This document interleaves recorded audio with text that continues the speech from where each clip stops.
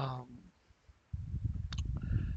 Hello, good evening to one and all present today. My name is Sairam, and this is your fourth tutorial session for the NPTEL course Properties of Materials, Nature and Properties of Materials, NOC25-MM34.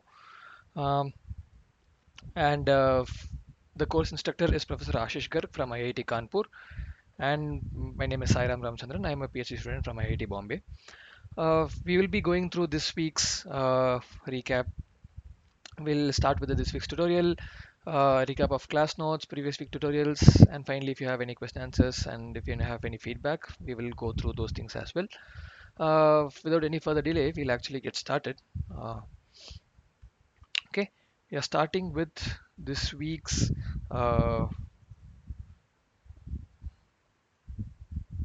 Just give me 1 minute.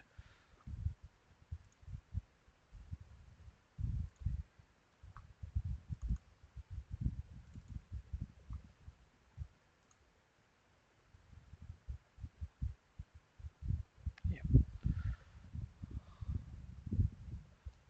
So let's get started with um, this week's tutorials.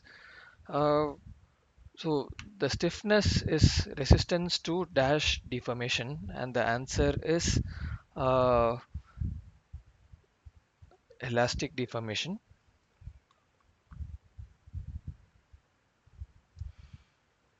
Okay, we'll go back to PowerPoint only.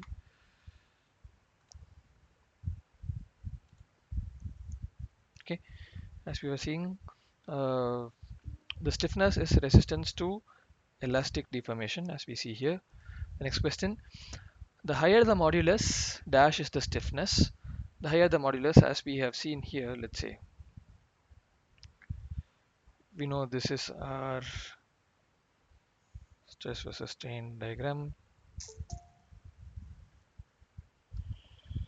Okay, we have someone joining. Just a minute.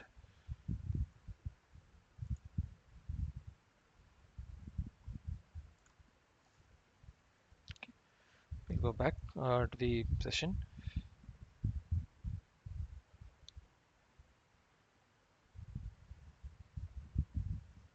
This is this stress axis. This is strain axis.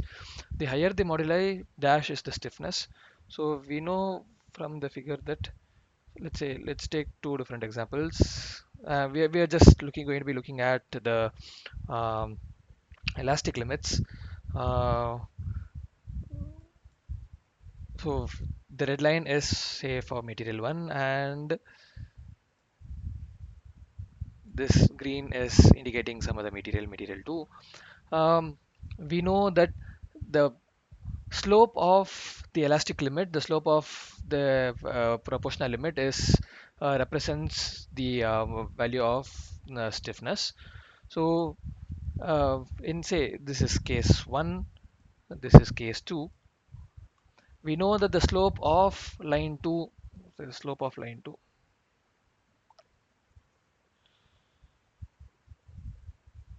of line 2 is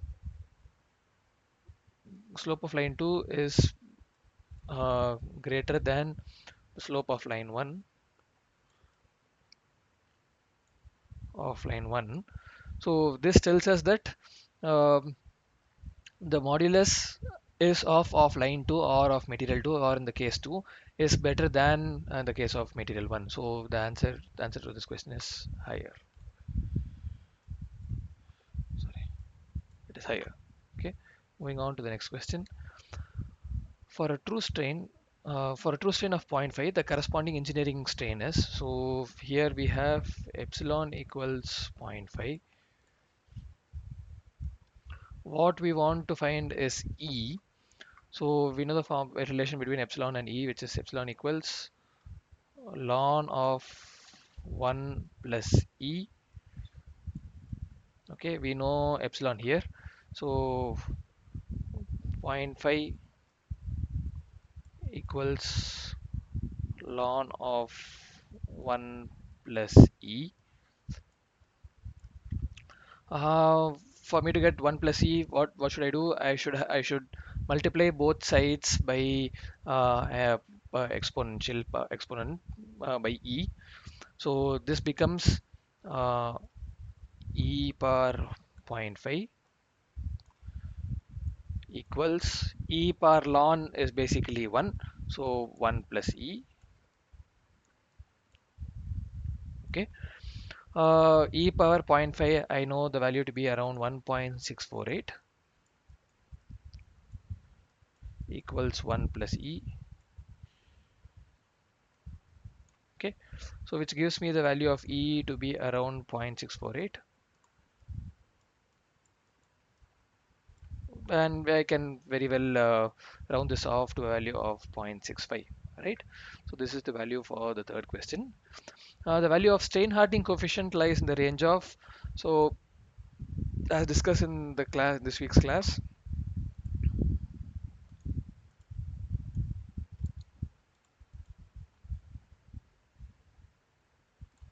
as discussed in this week's class, we know the relation between strain and the true stress and true strain can be given by the formula K into epsilon power n, where n is the strain hardening coefficient, or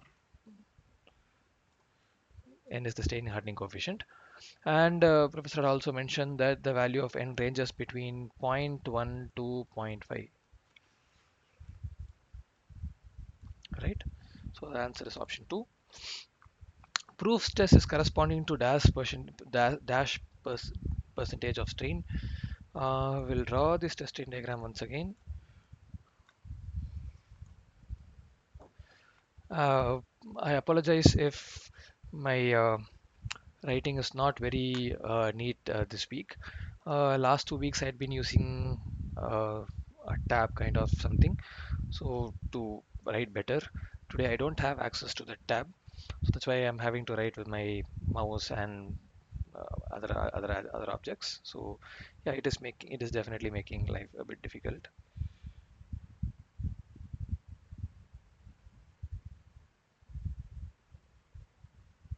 right? And then from the, let's say this is a sustain diagram, then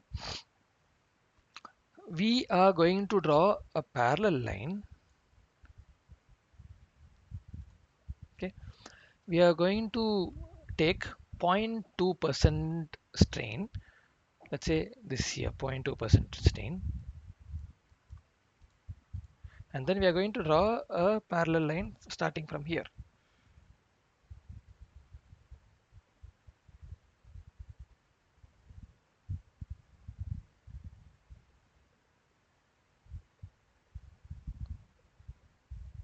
Very sorry if my parallel line does not seem to be really parallel. Um,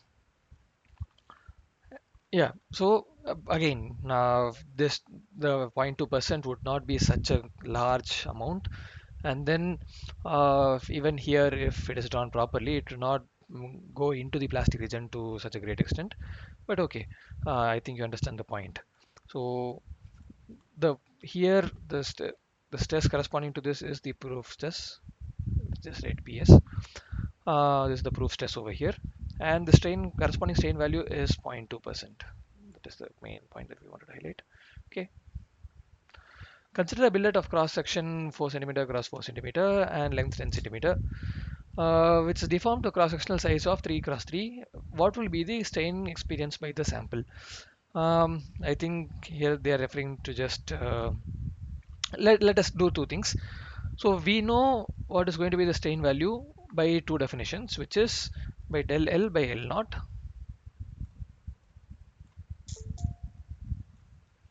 and we also know it could also be del A by A naught, right?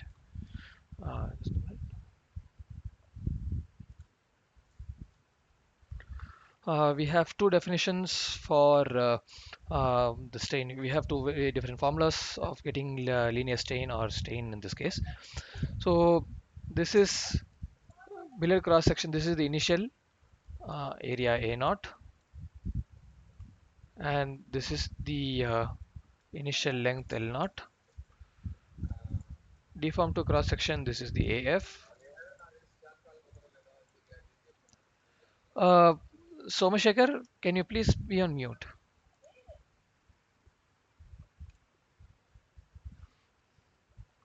Thank you. This is AF. Uh, we'll try the change in area by initial area as well. We'll also try to find what is LF. We'll try to find LF and then we'll try to find linear strain as well. So we know the value of A of area values. We'll do area strain, which is A naught minus AF by AF. So A naught minus AF by A naught.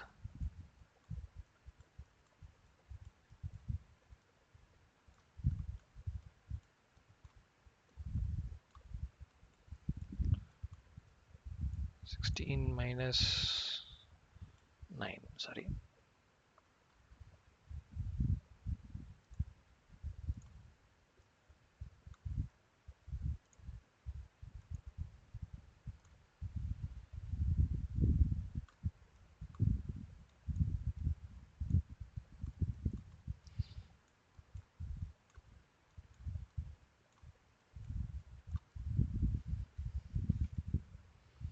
This value is going to be, let's say if it is 8 by 16, it would be 1 by 2.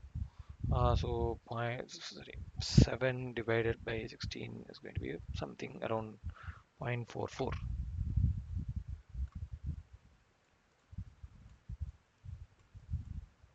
Okay, let us try to evaluate the linear strain, so which is LF minus L naught by L naught. Okay, what is LF over here? We know in any of these strain equations, volume is conserved.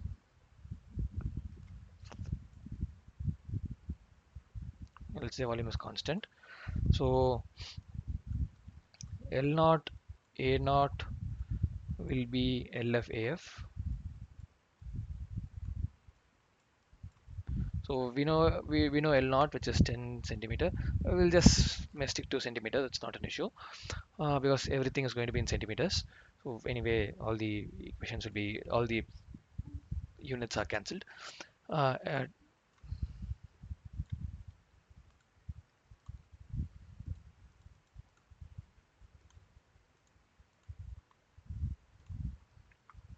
okay, into 4 cross 4 is 16 centimeter square equals LF into AF is 9 centimeter square. Okay, from here we will be able to LF equals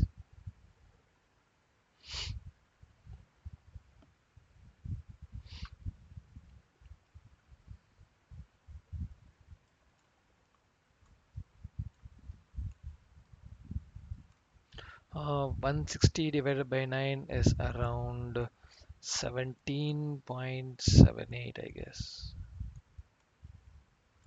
Okay, we'll use this value to get the linear strain, which is 17.78 minus 10 by 10. So it'll be 7.78 by 10, 7.78 by 10, which will be 0.778, right? 0.778, yeah, the nearest value is 0.77. So when we talk about linear strain, the value comes to be around 0.77. When you talk about strain of the area, it seems to be around 0.44. Yeah, you could take any of these values. The solid bar is stretched by applying a load of 100 Newton with its length increasing from 1 meter to 1.2 meter. The initial cross-sectional area of the sample is 1 millimeter square. What will be the true stress? So we know this 1 meter equals 10 power 3 millimeter. and the reverse would be 2 for the other one. So 1 millimeter would be 10 power minus 3 meter. So 1 millimeter square is 10 power minus 6 meter square. Um, okay, so this is L naught is 1 meter, LF is 1.2 meter, A naught is 1 millimeter square, which is 10 power minus 6 meter square. I need to find what will be the true stress. Okay, so the true stress is not at the initial point. It's at the point where after it has been stretched to 1.2 meters. So we need to find, so true stress is force which will remain as 100 Newton by AF at that point. So we need to find AF from here. Again, volume is conserved. L naught A naught, L naught into A naught equals LF AF.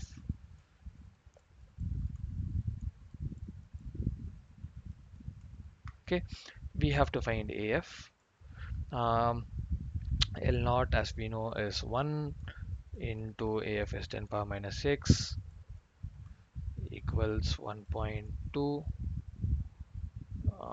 AF. So AF is,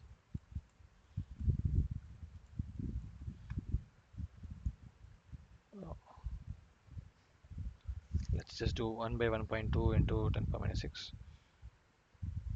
Yeah, it's around 0.833,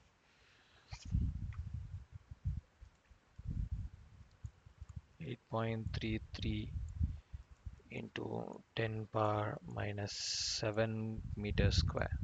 Okay, so now the true stress sigma T would be equal to 100 Newton divided by 8.33 into 10 power minus 7.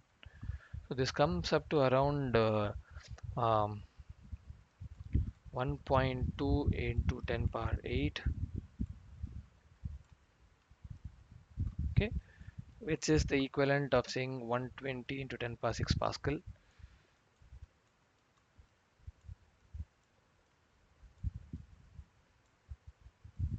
So Pascal is the unit of stress, Newton per meter square. So 120 to 10 power 6, 10 power 6 is mega, so it basically becomes 120 MPa. Do we have 120 MPa? Yes, we do have 120 MPa. Okay, moving on, the next question.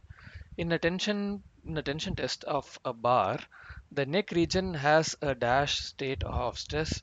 So we know that in the process of necking, the diam the cross-sectional area of this necking piece, it reduces. And we also know that because of the formation of small cavities in the neck, which may upon continuous stressing, which may coalesce and form cracks, we know that there is a triaxial state of stress that is being generated. Again, all these are discussed in this week's lectures. We will get back to it. We will definitely go through this week's class notes. We'll do a quick revision of this week's classes by the end of after we complete the tutorials. The slope of the stress strain curve in elastic deformation region is,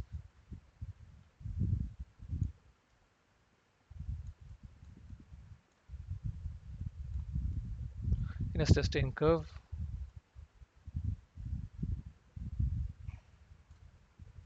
okay, let's assume this is the linear region. Okay, the slope of this is nothing but the stiffness or the Young's modulus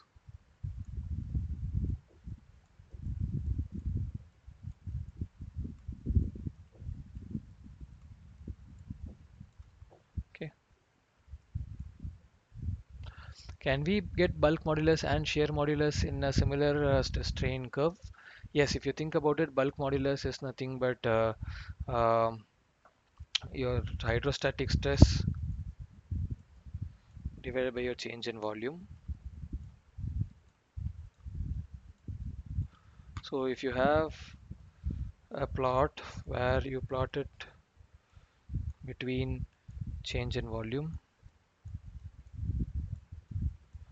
and sigma hydrostatic,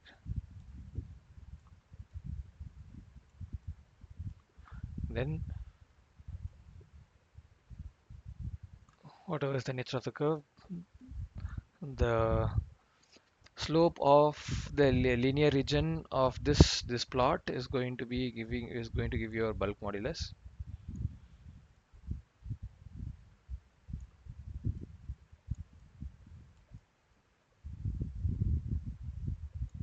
Okay. Similarly, we know there is one more formula for shear modulus as well. The formula for shear modulus is, just give me a minute.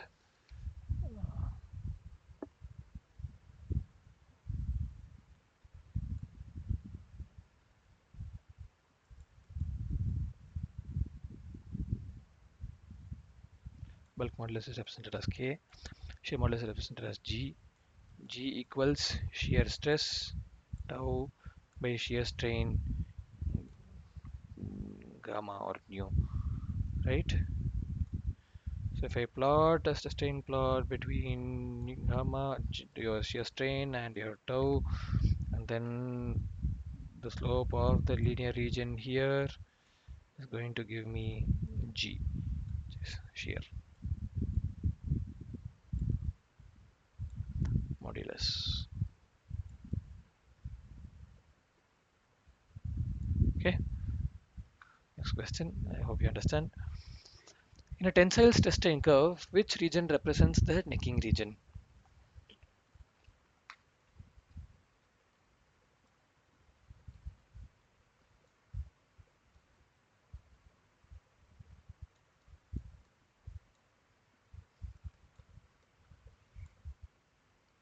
So if you see,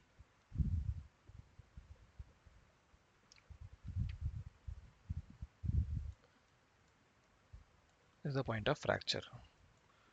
Okay, we'll start from here. This is point A. This is the point till where it is linear, so this will be B. So this is the point of UTS. Let this be C. So just from B all the way till C, what is happening is your material is getting strain hardened, work hardening, strain hardening.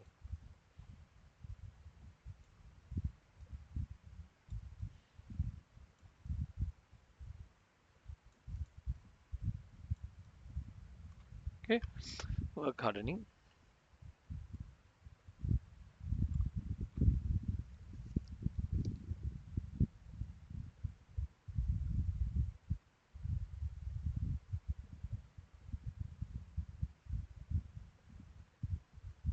Work hardening, and then it is only in this region where, so it is between C to F,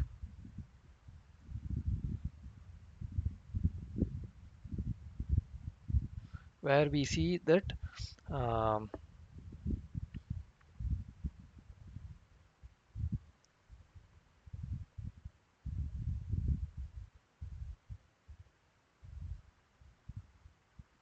we start to see a small change in nearer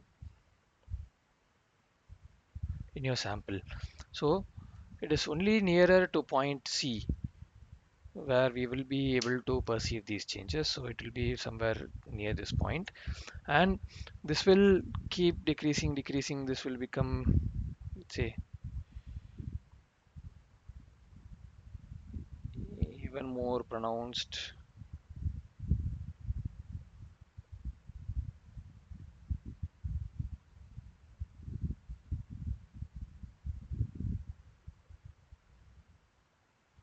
at point D,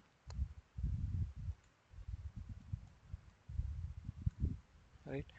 I'll just change the color finally.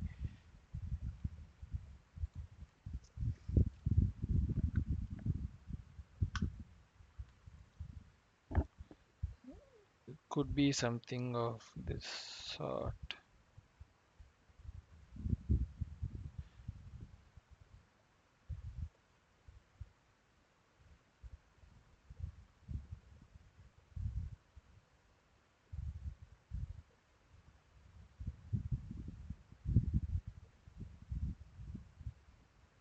right?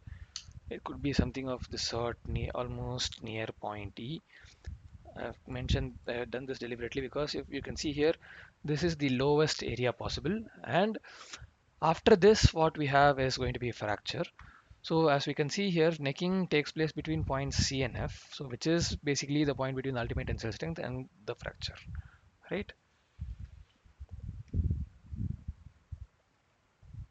So the answer to this question in the tensile testing curve, which region represents the necking region? It is going to be in option D, the area between the ultimate tensile strength and the fracture, this region.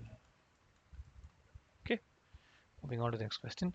The area under the elastic region of a sustained curve is used to determine the resilience.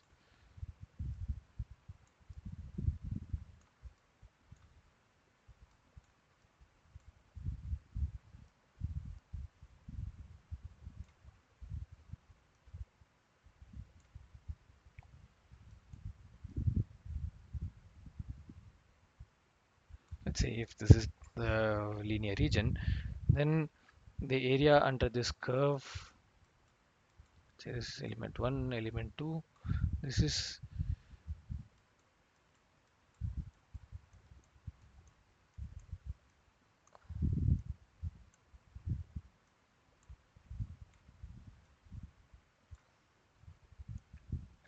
this represents the resilience. So the resilience of element 1 is better than that of element 2. But if we have to comment on the fracture toughness of the element, or the toughness in general, then we'll have to see the entire nature of the curve as professor had demonstrated in class. So the high carbon spring steel material might have very good resilience because that is what is necessary for that application.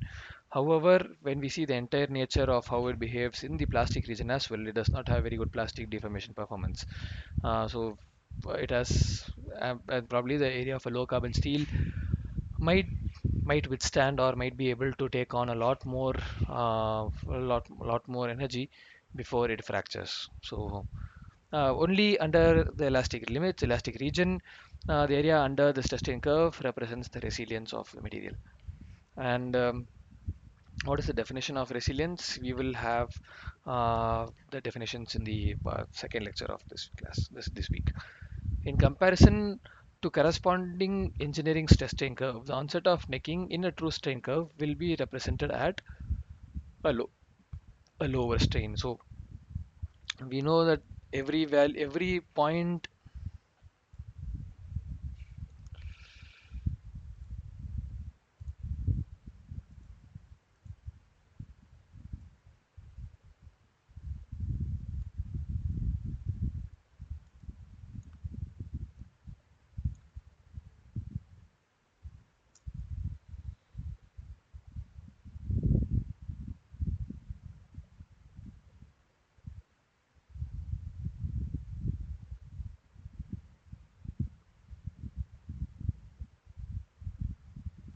let's say this is the elastic region for uh, thing for a material.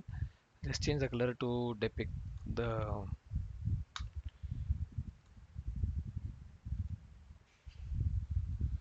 true stress.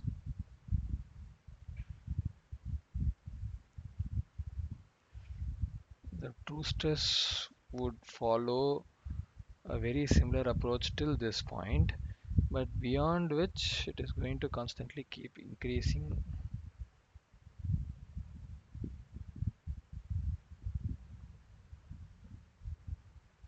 right?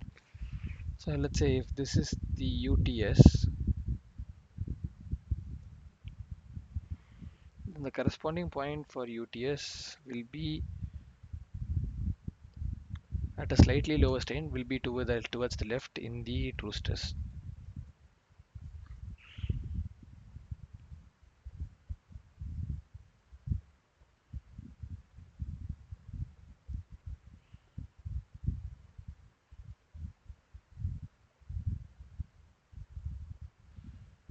is the engineering testing curve, and this is the true testing curve. Um, the all points on the two true testing curve at points after yielding during plastic deformation, it is higher, and it is at a slightly lower value of strain as well. Okay, if applied pressure is P, the stress tensor for hydrostatic state of stress can be represented. A hydrostatic state of stress represents is always under compression,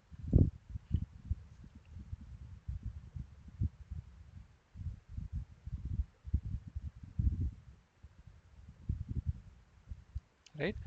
Uh, so if the applied pressure is P, then compression, because of the directionality, it is going to be minus P.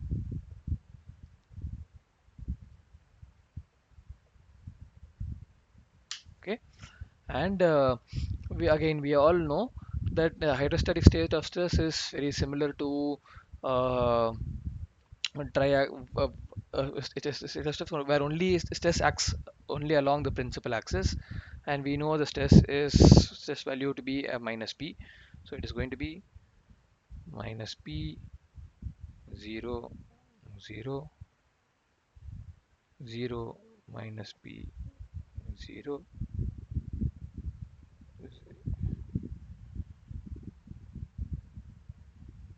0 0 minus P, right? So the right answer is going to be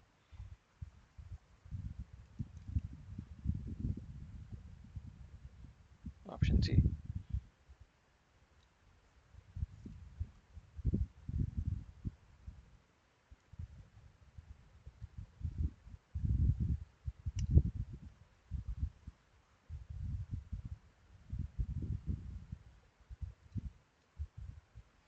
Right. Upon plastic deformation of a material, what is likely to happen? Um, we know that the volume will remain constant.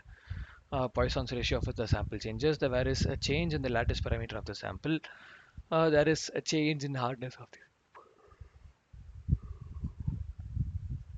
We have seen from this week's lectures that there's not going to be any change in the lattice parameter of the sample, because if we still have the same AB, AB, AB kind of bonding, then why would there be a change in my lattice parameter? There is a change in the hardness of the sample. Yes, because as we know, there is strain hardening happening, so there is going to be a change in the hardness of your sample, as the name mentioned. So the Poisson's ratio of the sample need not change necessarily. Okay, so the two changes that will definitely happen that are likely to happen during plastic deformation of material is volume will remain constant, and there will be a change in the hardness of the sample. Okay, moving on to the next question. Which of the following is the plane with highest atomic density in a BCC crystal? So let us try and draw a BCC crystal here.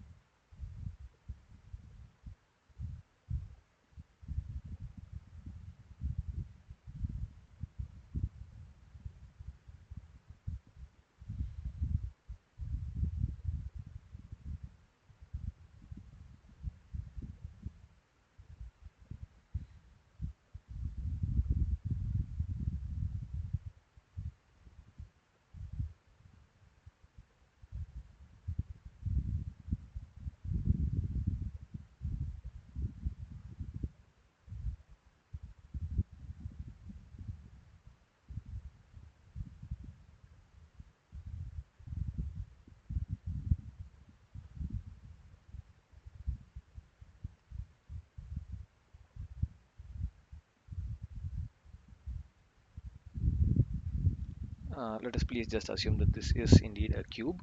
And then in the case of a BCC, we are going to have atoms here, or atoms in the lattice points.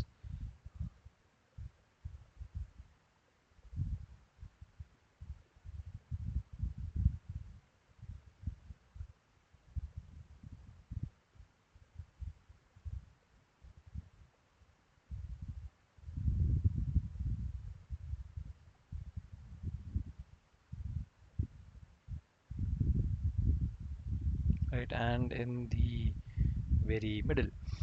Okay, so if you see, if this is my crystal, BCC crystal, then which of these, where do you think we will have the highest atomic density, which means in along which direction are we going to have the most number of atoms? So let's just take a few examples. Let's take the top plane, the basal plane.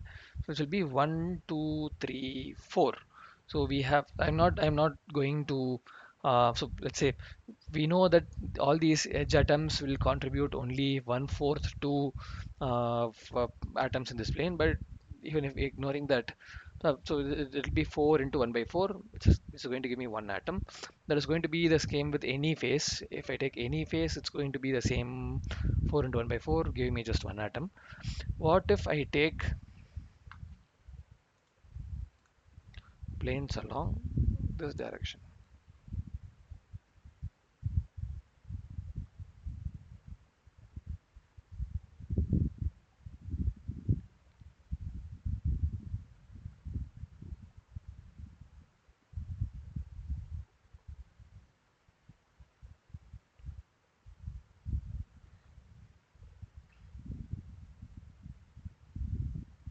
right? What if I take this plane? So this basically diagonally cuts my cube into two pieces, and I'm going to have four atoms in these four corners, and there is going to be one atom completely belonging in the middle. So I'm going to have five atoms. So for 4 into 1 by 4 gives me 1 plus 1 in the center, which belongs completely to this plane. So this is going to give me um, effectively two atoms, right? And what is going to be the head scale of this plane? So it intersects. Let's say if these were y and x-axis respectively, this is z. So it intersects the x-axis and y-axis at a respectively, and it runs parallel to the z-axis. So these planes will be of the form 110, right? So 110 plane in BCC is the most dense plane, and this 111 can run along the xy as we show. It can also be along xz, yz, and depending on the orientations will change slightly. So it can have various combinations. So your 111 can be 110, 1 bar 0, or 1 bar 10. It can also be 101, 101 bar, 1 bar 01, 011, 011 bar, 01 bar 1. It could be any of these things, and all these seem to be symmetrical, right? Okay. So we had a lot of discussion this week about slip paints, and we'll have a lot more in the next class as well. So I just wanted to, so these are images, DEM images from a book called Transmission Electron Microscopy, a book by these two very great scientists in the field of electron microscopy, David Williams and Barry Carter. Uh, so I'll bring a few more images from probably my work, or from my lab, or from real life. So these are from textbooks. I'll try to bring in images from literature, open literature as well, which are present in online. We can see here these lines represent an array of dislocation. So the slip systems that we're talking about, that is a type of say the edge and screw dislocations are a type of dislocations, and these are an array of dislocations that we see here.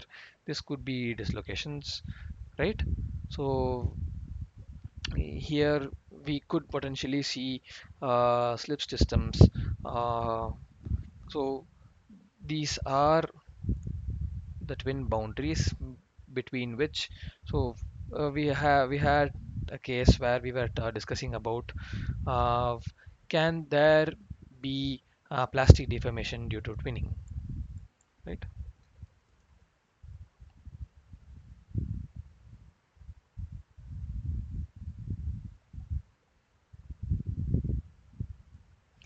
twinning. So these two lines that we see here, these represent twin boundaries, because we see the orientation of atoms along this line and along this line are parallel to each other, and this alone is separate are in a different direction. So this represents the area between two twin boundaries, and probably in the next few lectures we might discuss about how twin boundaries occur and what is partial what are the planes along which these partial twins can form, etc.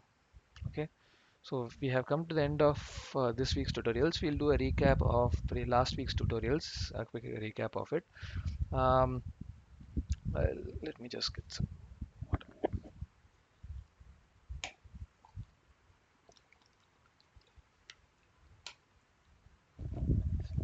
Before I forget, I just want there will be some announcement regarding the timings of next week's tutorial. Um, I'll let you all know the difference at the end of the tutorial. Okay. Okay. So a recap of last week's tutorial. The material which have the same elastic properties in all directions are called as isotropic. Iso meaning same. Uh, which of the following occurs at a higher value of stress? Uh, Proportionality stress, true elastic limit, 0.2% of set yield strength, and stress at elastic limit. So again, we know the answer for this from so whereas more than the previous week, we had actually discussed about this in this week. The proportionality stress is the stress, let's say, let's just say prop, right? It is the stress only along the linear region.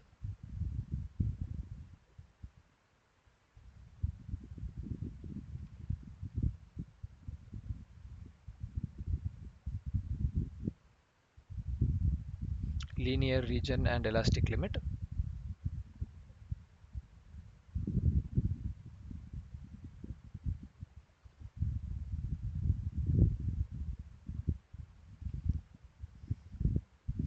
Stress at elastic limit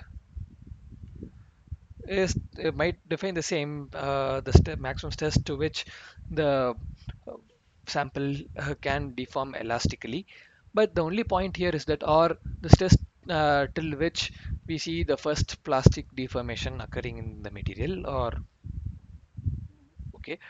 The only point here is there can during while measuring the length or while gauging the length, there can be some instrumentation error during which because of which we might not be able to measure or gauge the exact length at which plastic deformation starts until the point where it is still within the elastic limit.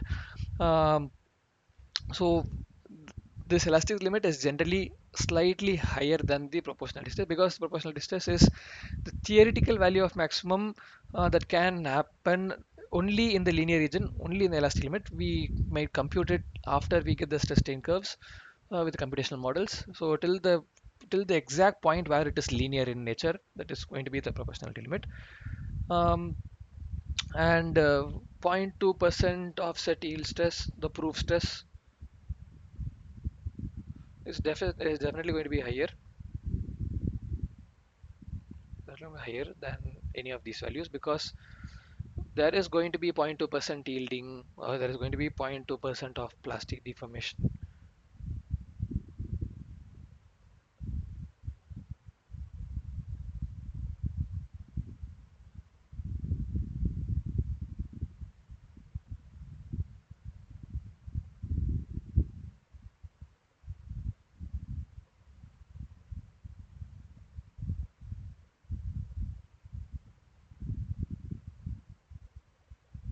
right?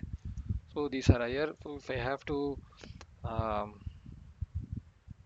the highest will be 0.2% proof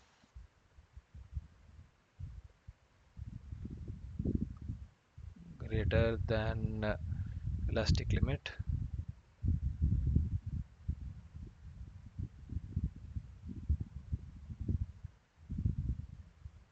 greater than sigma prop.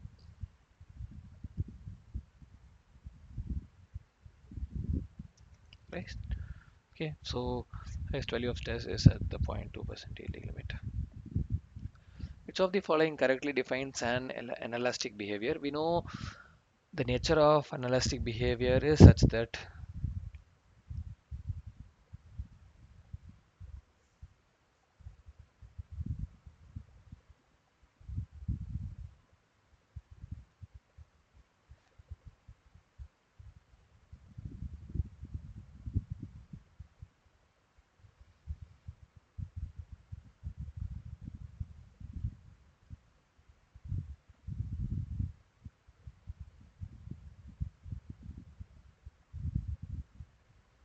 right, we start deforming the material very rapidly, or the frequency of deformation is very high, so that it is not able to reach the actual point till which when but actual strain point, it reaches a lower value, which we can term to be the adiabatic limit, right?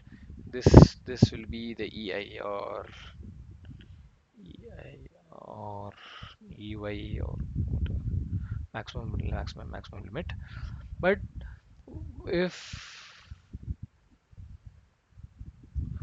if we leave it at this maximum value of stress for some time, it equilibrates and it reaches the maximum value of stress, that the strain that it can possibly achieve for the given value of stress. And then when we rapidly remove the load once again, and when I'm talking about rapidly removing and adding these loads, it is at a very rapid rate, very, because of which the um, system needs some time to reach the potential level of strains that it can actually reach for the given value of stress. And then as we rapidly release the stress, it comes down to a strain value higher than zero, and then it again equilibrates back to zero over time. So we know that it can and the materials that show anelastic behavior can recover fully. This is the anelastic nature of materials.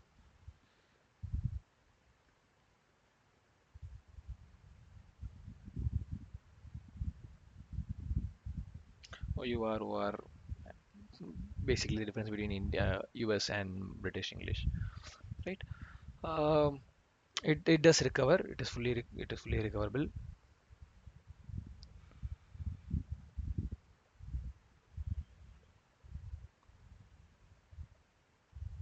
We know that we can recover fully, but we also know that it is going to take time, so which means it is time dependent, right? So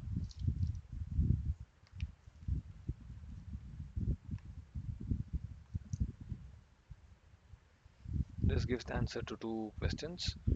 Um, so it is going to be fully recoverable and time dependent deformation.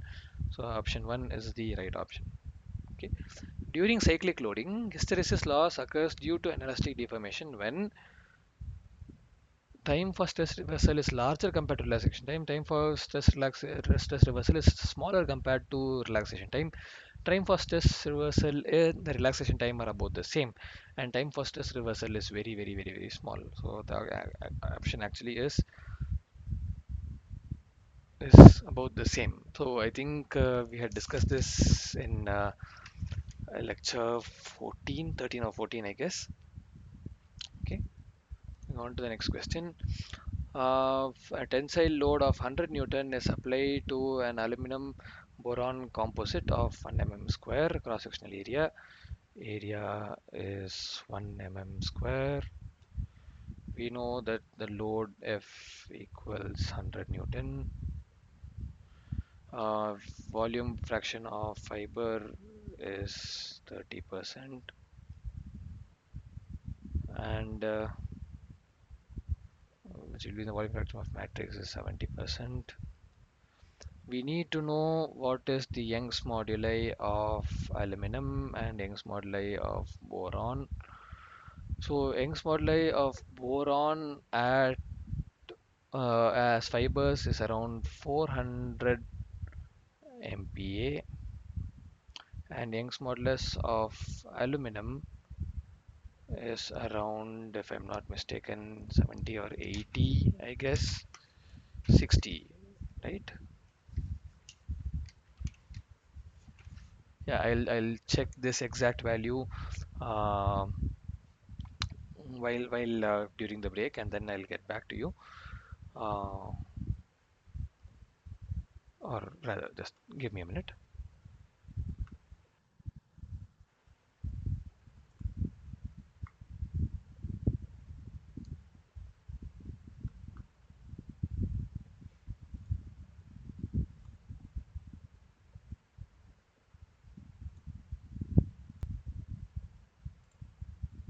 Yeah,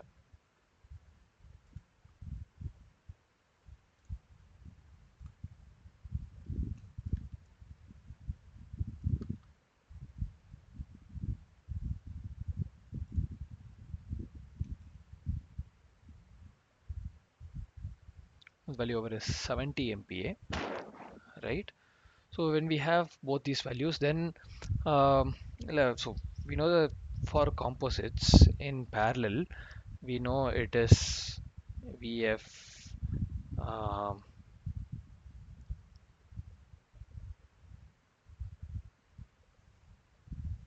what is the stress? So okay, yeah, oh, sorry.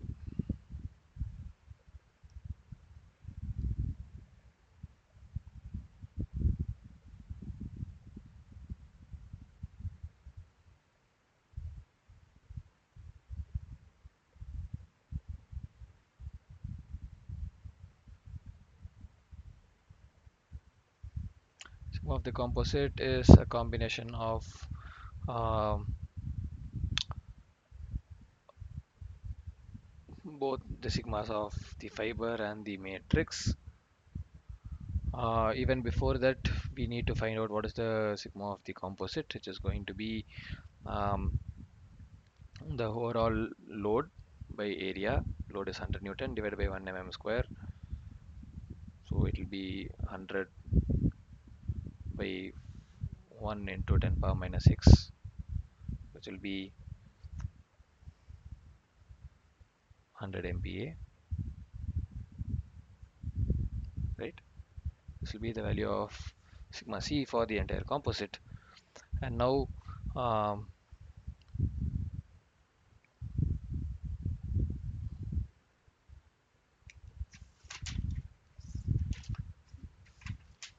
just give me 1 minute.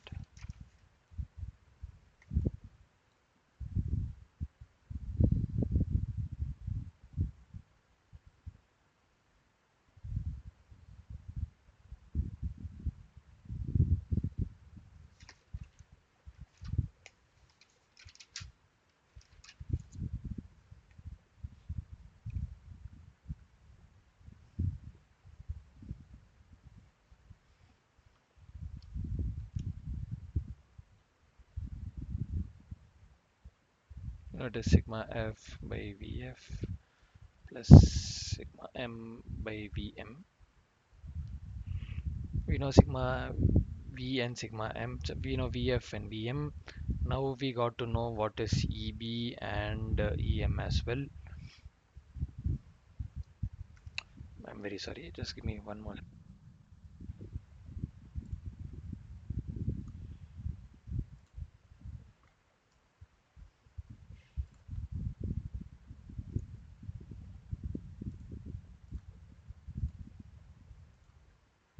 Yeah, we know this is the very first assumption that we have to do, or no, rather assumption, because it is parallel. The very first thing that we have to note is this is right.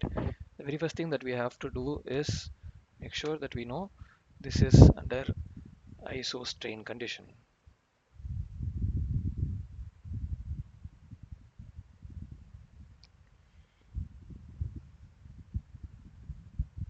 Okay, so which means my EM will be equal to my EF, right? So, sorry,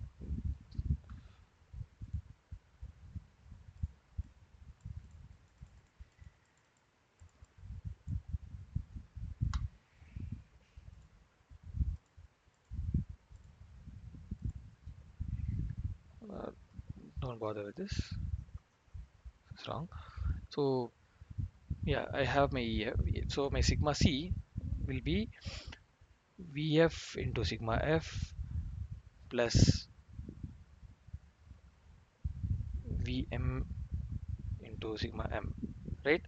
And I also know for over here, because EM equals EF, um, let's just take the case of sigma equals E into E. I know I know these things are equal. I know the value of this. I have to find out the value of this. So um, sigma M by EM equals sigma F by EF. See over here we have two unknowns. So we have two knowns, VF and VM, and we have two unknowns, sigma F and sigma M. If I can make using this relation, using say the equation 1, using relation 2, if I can somehow substitute, bring sigma M in terms of sigma F and then substitute the values here, it might make my life easier, right? So I know sigma M equals EM by EF into sigma F. So it would be, what is EM by EF? EM is alumina matrix, which is 70 MPa, 70 by 400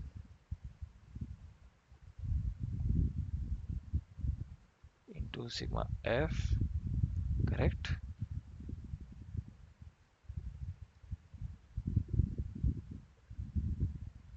Is 30%, okay? Yeah, I hope this is true. Okay, yes, 70 by 40 into, yeah, I'll just do 70 by 400, 0.175. Okay, I'll just substitute sigma M to be 0.175 here. So this essentially becomes VF is 0.3%, 30%, sorry, 0.3 into my sigma F is sigma F plus zero point 0.7 into 0.175 sigma F,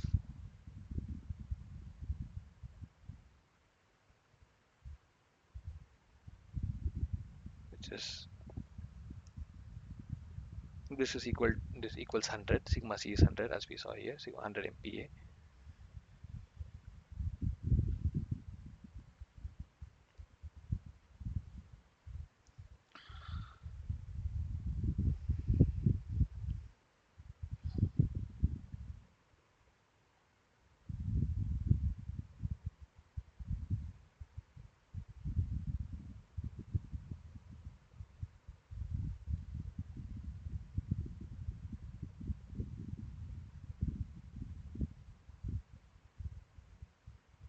So sigma F is going to be 100 by 0.4225. So sigma F will be,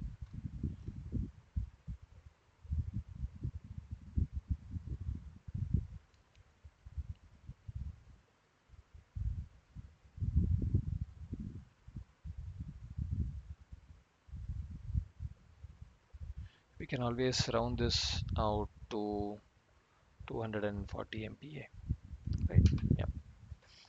Sorry, I just had to Google. Um, I had written this down, but it was not very clear. I had to, or you can also do this if you can check the value of Young's modulus of boron and aluminum for this case. You would be able to solve this, and you just have to know that it is isostrain condition. So if you get these 2 points, then you should be able to solve this very easily. With an increase in the bond energy, what are the options that we have here? What are the possible options? Coefficient of thermal expansion increases. Interesting. Elastic modulus increases. UTS increases, and fracture toughness increases. We know that with increasing bond energy, if there is a difference, then there is going to be a difference in my elastic modulus. We know that for sure. Uh, and if there is an increase in bond energy, what is going to happen to my coefficient of thermal expansion increases? not necessarily UTS increases, not necessarily fracture toughness, not necessarily. So the only option that will definitely happen is elastic modulus increase. We know the modulus of elasticity is a fourth rank tensor and it is anisotropic in nature. Just again recap, sigma ij equals E ijkl into ekl, right? Which of the following is the continuous phase of a composite material? We know that it is matrix. An elastic behavior of material involves which of the following phenomenon? There is going to be diffusion, and because of the time dependent deformation, it is going to have damping as well, and no, there's no plastic deformation. For a crystalline material, adiabatic expansion will cool the sample. Again, why is this the case? We saw this earlier, del T. So in the previous class, we had this expression, uh, dou T by dou epsilon at constant stress is going to give you minus Vm alpha epsilon E into T, Young's modulus into T divided by Cv.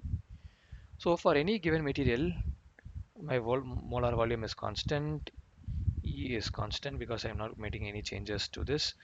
Cv is constant, and for a given material, even the alpha is constant, right? So which means,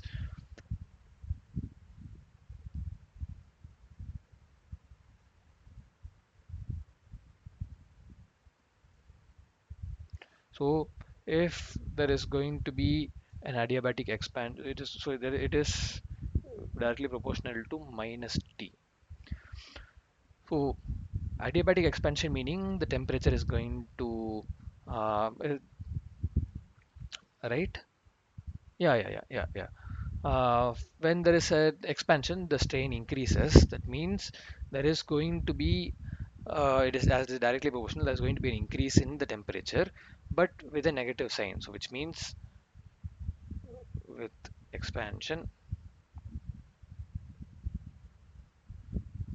there will be a reduction in temperature or there will be a cooling effect. Or because it's minus T, I should have probably written an inverse correlation with temperature. Okay. Because the equation is not an inverse correlation, that's why I did not write this. So there will be a cooling. The ability of a material to dash is indicated by its damping capacity. We know it's absorb vibration and absorb shock. If rubber is heated under tensile force, it will, we know alpha for rubber is less than 0. So uh, the dt by d epsilon uh, equals negative of something. We know alpha is negative, alpha, and then where we know that this is where temperature is increasing. So this will lead to a reduction. Okay, next question. Yeah, we know this is going to be a large negative du by dr, dou u by dou r, right?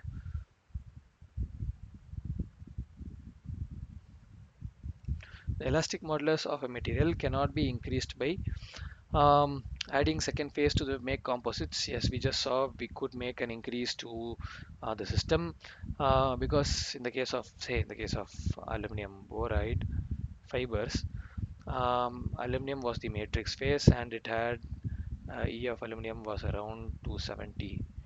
We added, sorry, it was just 70.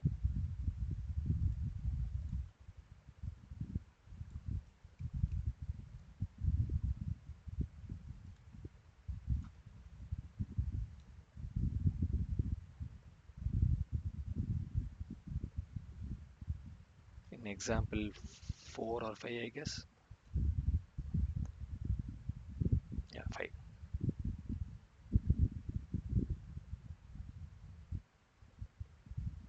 Right? Aluminum was 70, but the um, that of the composite was much higher,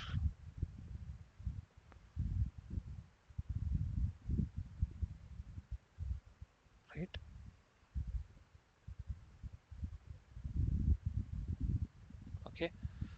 So if we can do that, structural texturing, yes, because if in a polycrystalline material, um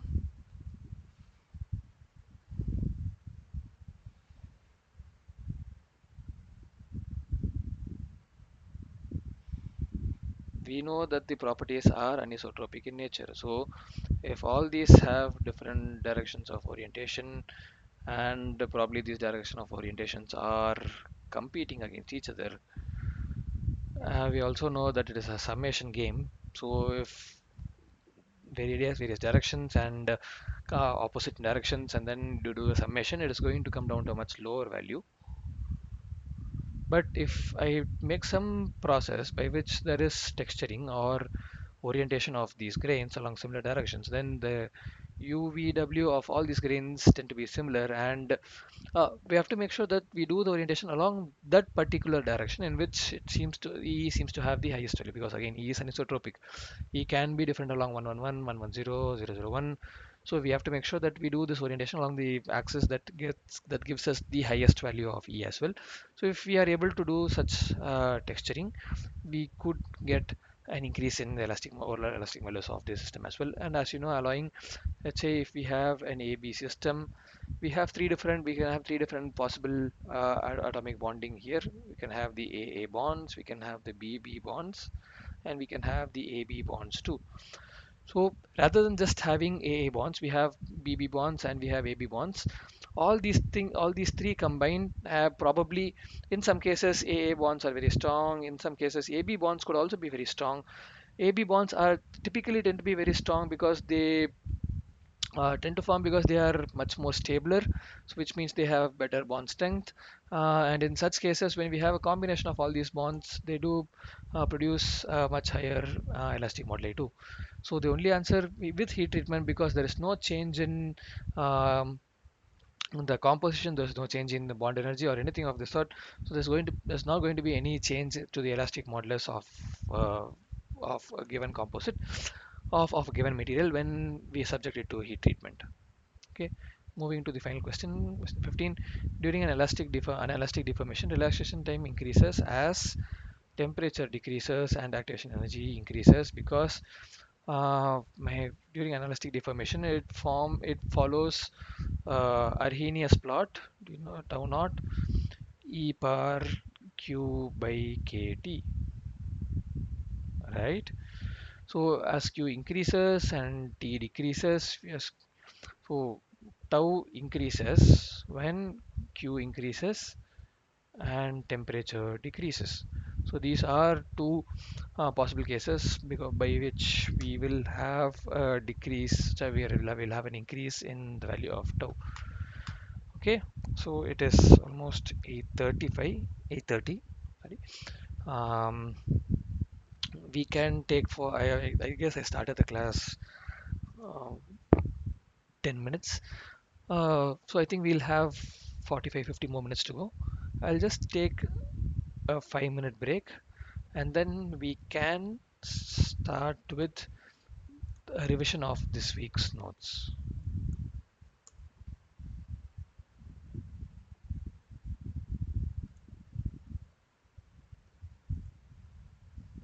Thank you.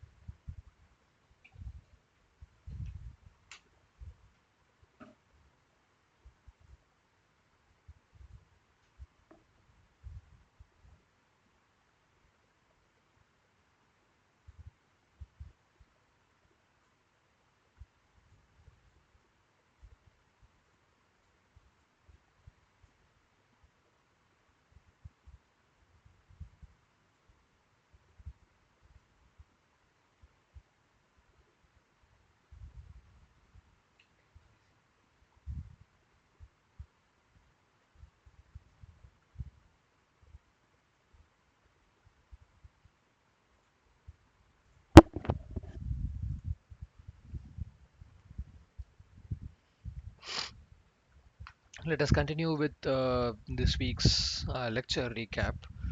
So we had five very interesting lectures this week where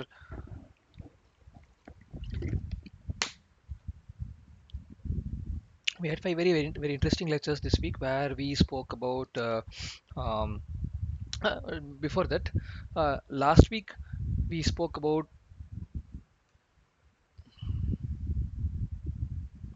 so last week before the lectures we spoke about um,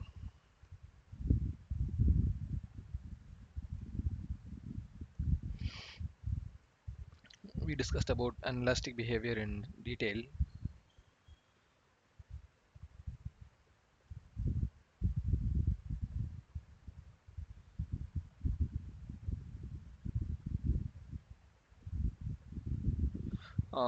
What is it? Why does it occur? What is it? Why does it occur? Um, Understanding inelastic behavior from a much more sharper point, much more detailed point of view. Uh, Effect with temperature, effect with frequency of strain loading, or rather stress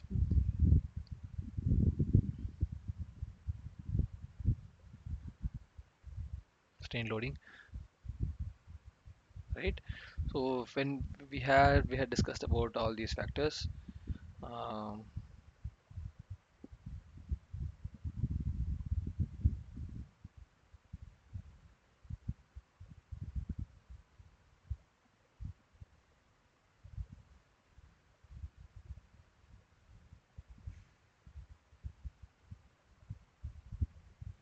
okay, we had discussed about a lot of these, and this week we touch upon these topics, but more importantly we move on to, all these classes of the previous 3 weeks we have been dealing only with elastic deformation,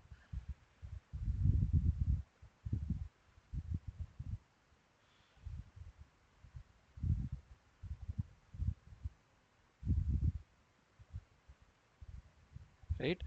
We have not touched, so in this test train plot we have been talking only about the linear region. We were not discussing anything that happened beyond the linear limit at all, and there is a whole new world of what happens to the material beyond the elastic point or beyond the region. And in from this week onwards we will start with plastic deformation.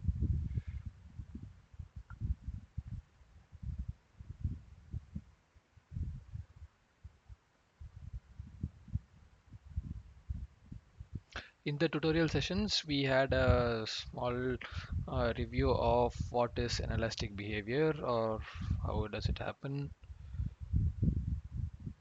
So at the very rapid rate of loading, our material, it increases to a certain value, but it does not reach the maximum value that it is supposed to reach for that given state of stress, for that given stress value. Okay, but when we,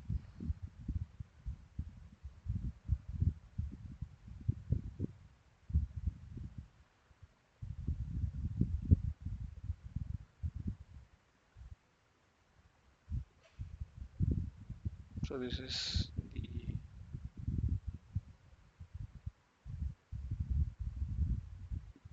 okay, this is the state of inelastic behavior. This is the nature of inelastic behavior. However, if material is showing proper elastic behavior, this would be the nature of it, increase. So let's just say this is E elastic, Y. Okay, it would increase all the way to EY, which is, let's say, the elastic limit, or for that given value of stress for the sigma max. Again, I'm talking about all these things: sigma max, EY, everything within the elastic region,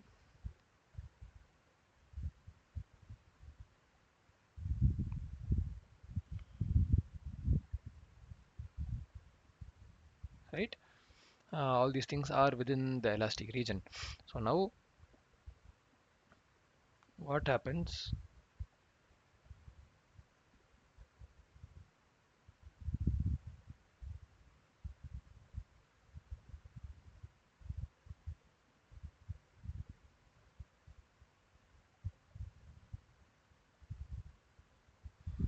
So over here there is a tension, but let's just assume these are isentropic process,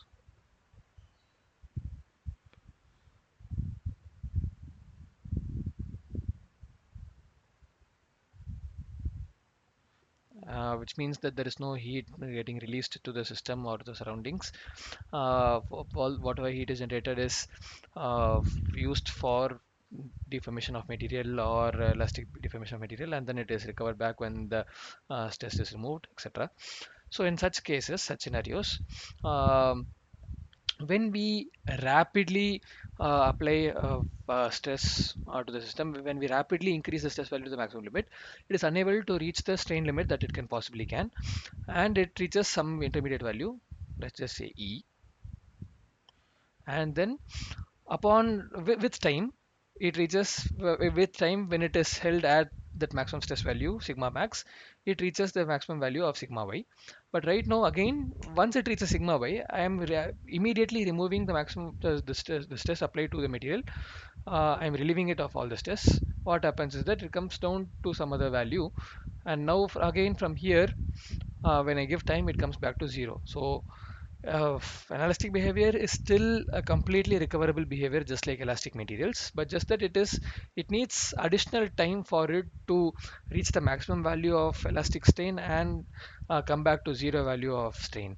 So this nature by where there is some loss of energy within the system, uh, this is the ideal case, but practically this is how this is how the system looks,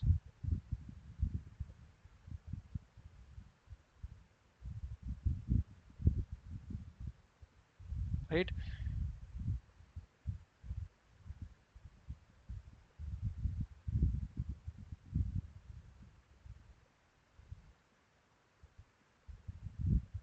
It's okay. So this is a very good depiction.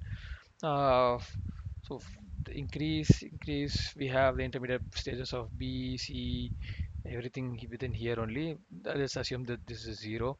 No transformation of axis if it is necessary. Uh, B A, this will be D. We have everything over here. Um, this will be, let's say, EA adiabatic condition. This will be the EY maximum condition.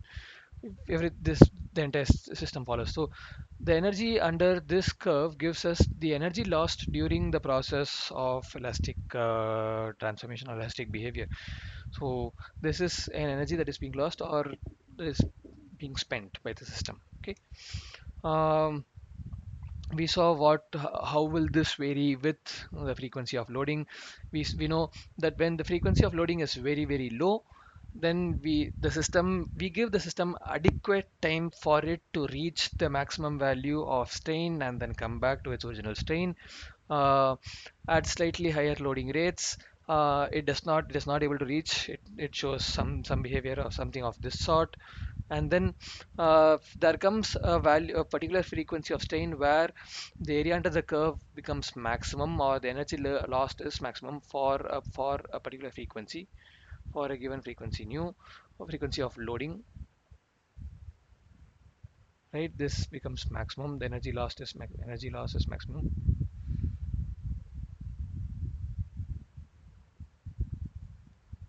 Or even the we can say it in terms of area under the curve is maximum, area under the curve, area under the um, ellipse in this case, right? It does not have to be an ellipse, but just for the sake of simplicity, during explanation, area under this ellipse seems to be maximum. But then again, as you decrease from that area, uh, the maximum, because we go into very rapid loading rates, the maximum strain that it can achieve comes down from this EY maximum. It comes down so EA, it is somewhere lower than EY but slightly higher than EA. And there is, you also get to a certain point of maximum frequency of loading where staining, where the maximum strain that it can attain at a given time is going to be this adiabatic strain, and it cannot achieve anything higher. And it is so high that the system only has time to reach EA and then come back for the same stress max. right? So these are points. So, and we also discussed about say the behavior of relaxation time, and then the effects of damping, etc. So I think the clarity is not clear, so we'll go back to the PDF. uh, right now we come back to the plastic deformation of materials. So what are the basic points that we have to remember when we talk about plastic deformation of materials? One, as elastic deformation is a deformation which is not permanent. When you remove the stress, it can come back to its original shape. But in this case of plastic deformation, once we snap the rubber band, you cannot come back. But you can stretch it till the end. But when you leave the rubber band, when you stretch it till the end, it comes back to its original shape. It comes back to very similar dimensions as its original dimensions. That is the elastic limit. But once you snap it, it is done. It is done for good. Um, when you bend a steel rod or steel pipe or an aluminum sheet or anything, it is going to be very difficult for you to bring it back to its original positions with its original dimensions and original strength, etc. So such a case is called as a plastic deformation state or a state of permanent deformation, and that is what we are going to be looking at in the subsequent classes. Then what is plastic deformation? How does it occur? What are the various ways through which plastic deformation can occur? What is the microscopic principle behind it? Why does it occur? A lot of mathematics behind it, etc. That is what we are going to see. That cannot be reversed upon removal of load, and there is definitely going to be permanent deformation associated with it. And this is so anything that you see. So this bottle is in this particular shape uh, because of plastic deformation. So this steel used to be a steel plate, a steel sheet, right?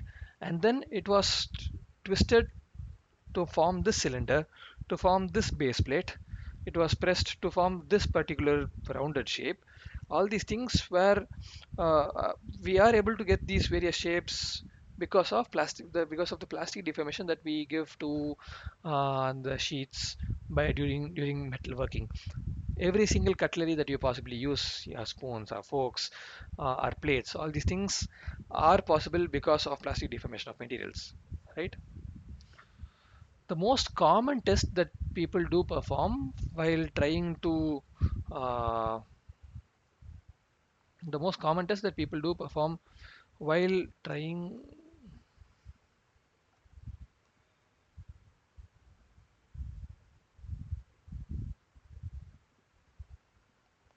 I guess everything did not load properly, but okay, I can always go back here, and if I want to edit, I can get one more, just this particular sheet, and then do editing there, right? The most common test that people do perform while doing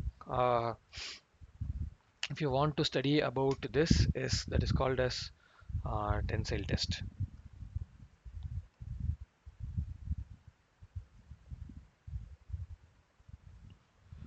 Uh, I was planning to bring a few tensile specimens from my lab, from our work.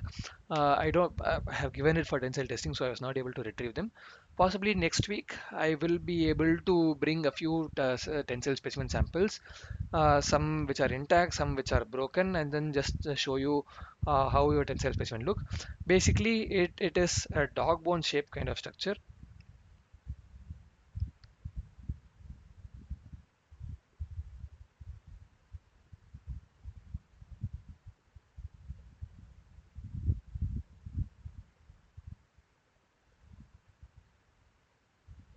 right?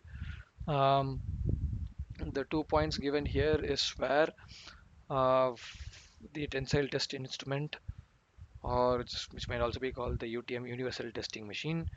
This is for the grips.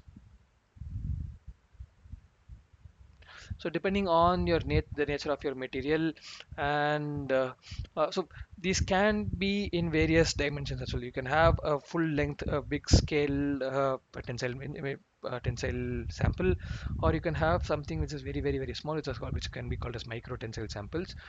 But there are certain dimensions that you have to keep in mind, like what should be the gauge length to the gauge length L to the gauge length L.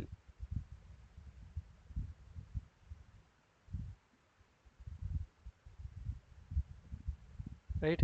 And what is the width of this, or the height, thickness, let's say this thickness of this. In the case of cylindrical samples, the diameter of that. So there are specific dimensions, specific ratios of L is to T that should be kept in mind. Similar with these distances, this will not be very sharp, this will be slightly curved as well, so as to prevent any stress concentration points. We would have discussed about, professor would have discussed about stress concentration points when talking about necking. We will come back to it. Any sharp points could also act as stress concentration points. So in these specimens, we tend to avoid very sharp points. Um, right? So if you want the exact dimensions, you should refer some ASTM standards for the exact ratios of this, so as to get the correct dimensions, correct sample prepared. Okay. Um, so you you grip these two ends. So this is something. So what you see here is example of how this test is, but it will be more rounded. So right. So you grip both these ends and then you pull apart. That is what the tensile test is basically. And then depending on the force with which you pull, uh, and depending on the strength of the material, this will elongate to a certain extent till the maximum limit. And then there will come a point where there is a decrease in the diameter, where there is a decrease in the diameter, or there is a decrease in the thickness of your sample after a certain limit. I'm just going to draw then. So let's say it stays here, but then after a certain point, it could go.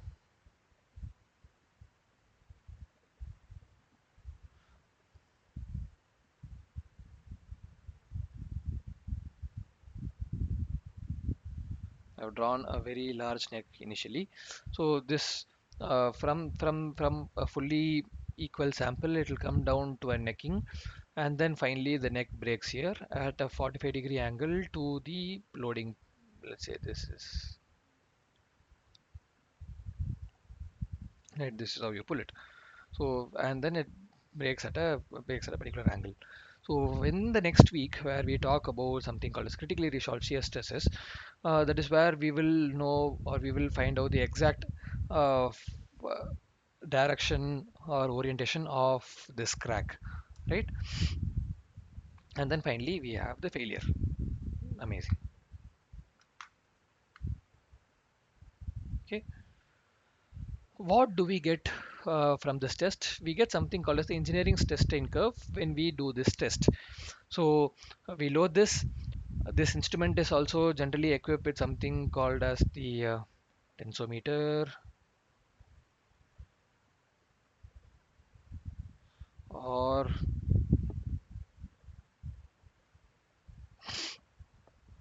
we can also have anything that measures length, length measuring device.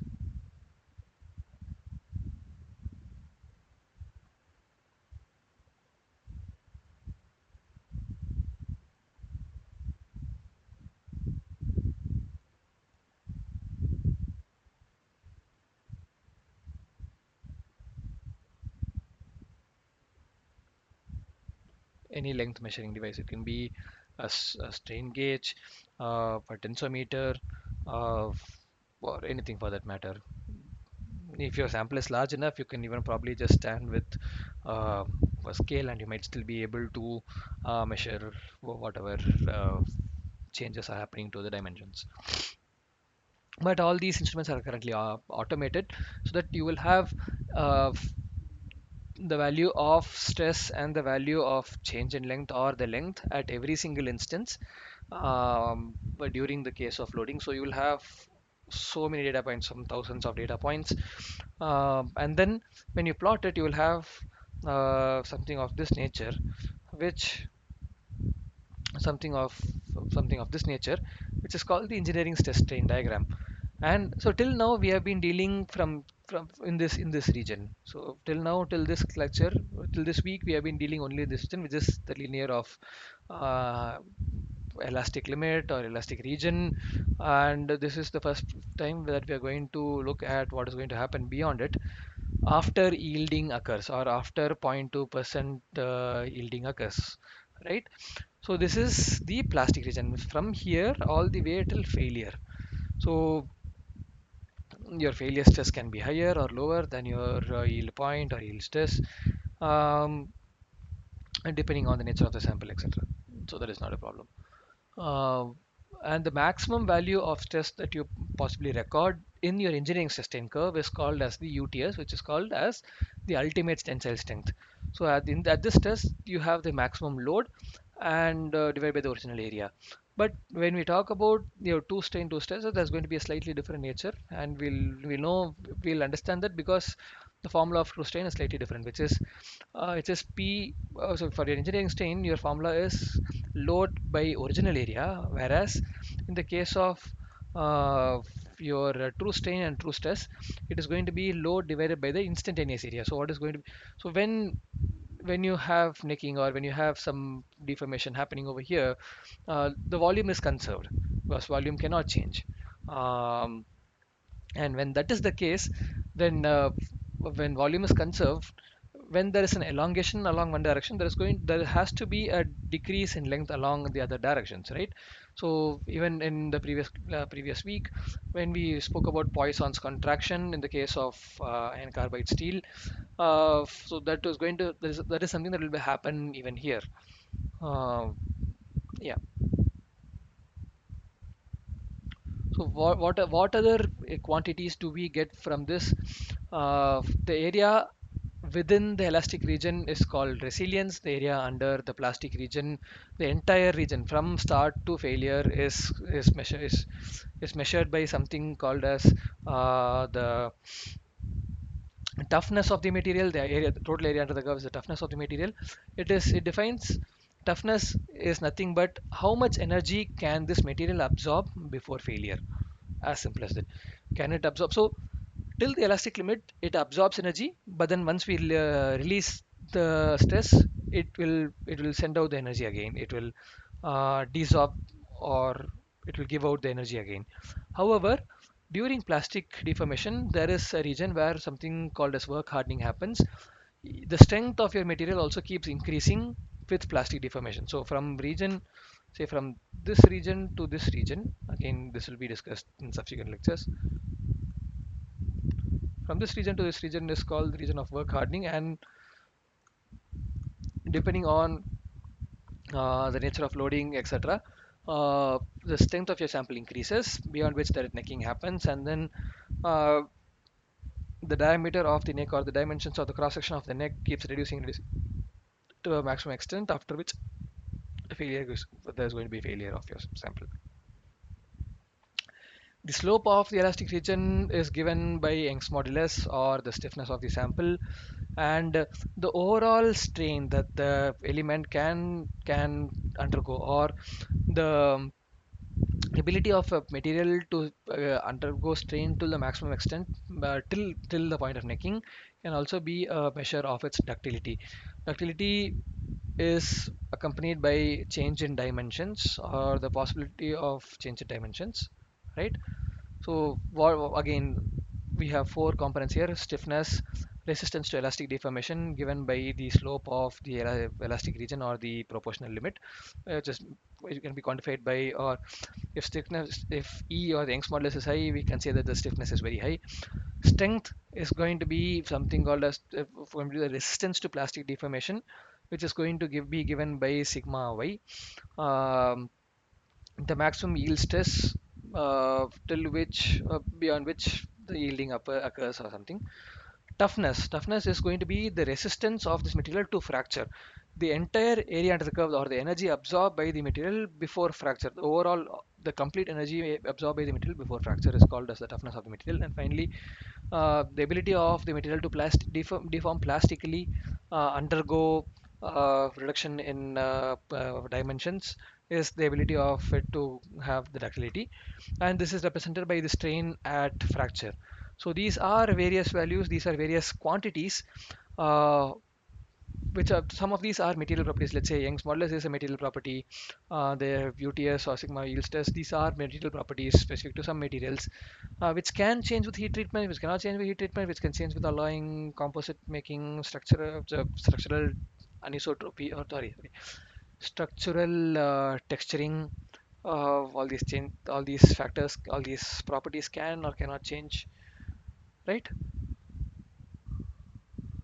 What are the other options? What are the other possible um, details that we can find out from this one single tensile test?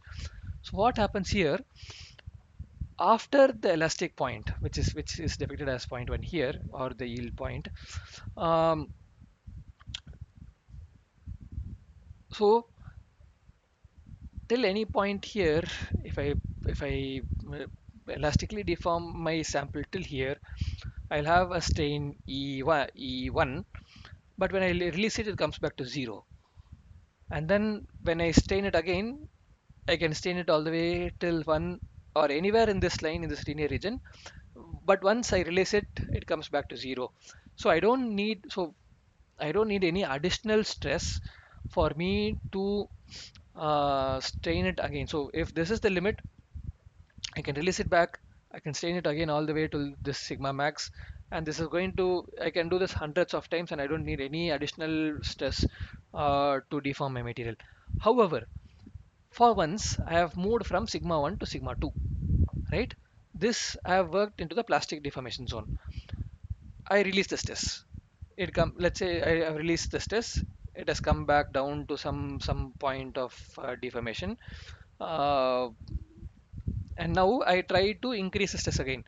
So when I increase the stress from 0 all the way till sigma 2, there's going to be no change to my material because I have already plastically deformed my sample to a value of sigma 2. So only if I increase my stress limit beyond the sigma 2 to say sigma 3 and sigma 4 and all the way above, will I going to see any additional deformation or additional deformation to my material. So which means that after I induce a bit of strain, induce a bit of plastic deformation to my material, I would need additional stresses for me to be able to deform my material more. So which means I can term this as my material has strengthened beyond its maximum limit of sigma max within the elastic limit, and I need excess strength or additional strength for me to deform it beyond that point. So this process is called work hardening, and it can also be called as strain hardening. And uh, we have additional information about true stress, true strain. These are information that we already know, the relation between true stress and true strain. Um, we have also seen how what is the nature of the true stress strain curve compared to engineering stress strain curve. It is always higher. It is always, and the true strain can be depicted by this formula. The two stress and two strain can be uh, equated. The curve can be equated by this particular formula where k is the strength coefficient and n is the strain hardening exponent. So and for every material the strain hardening exponent is generally between zero point 0.1 and zero point 0.5. In some cases we have a very well defined linear region followed by a kink of this sort, and here it is a very clear transition between elastic and plastic deformation, and we can say this to be the yield point of our material. But in some cases, sorry, but in some cases, we have a linear region which smoothly transitions into the plastic region, and it is very difficult to determine the exact point in which this yielding occurs. So, as a easier way to identify this is we take 0.2% of strain, which is 0.002 strain, and then we draw a line which is parallel to our linear region. So it should be of the same slope, it should be parallel to it, and then the point at which the 0.2% yielding 0.2% strain line um, crosses or where the 0.2% line meets our stress strain curve, Um, that point is called as the 0.2% proof stress or the yield stress. This is for one more information, and this is, we can also say that this is the point at which plastic deformation of a material starts, right? Okay, so this is all the information that we get from the engineering testing curve and the truth testing curve. Now we will talk about a few more of this in detail, and uh, we'll try to understand what is the basic difference, actual difference between the truth testing curve and the engineering testing curve. We have discussed about this in detail already. So from the elastic deformation part, we have Young's modulus. We'll get to know the resilience. So we have the yield stress, the proof stress, the proportionality limit stress, and from in the deformation region, we'll have the UTS, sigma ultimate tensile strength, the sigma of the stress at fracture, ductility, elongation, the toughness of the material, the strain hardening exponent. We get all this information. The proportionality limit is defined can be defined as this exact stress up to which Hooke's law is valid. So this is the exact linear region, exact stress up to which the Hooke's law is valid. So this is technically one that it is computed after we do the tensile stress, right? Elastic limit, this is the highest stress that a sample can withstand without any measurable plastic deformation upon removal of load. And the term here is very important, any measurable plastic deformation,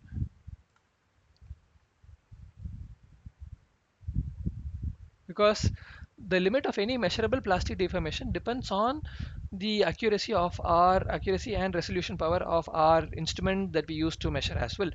So if the scale that we use is calibrated only to, let's say, zero point 0.1 mm, so which means, or let's say 0.5 mm, if there is any plastic deformation that is happening at 0.1 mm or 0.5 mm or less than that, then our instrument is incapable of detecting that change.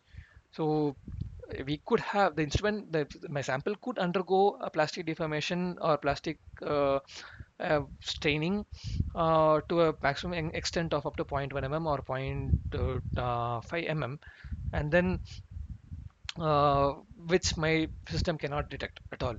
So that's why elastic limit is given here, and the proof stress corresponding to 0.2% strain, right? So which means if I have to add one more point here, so it will be sigma proof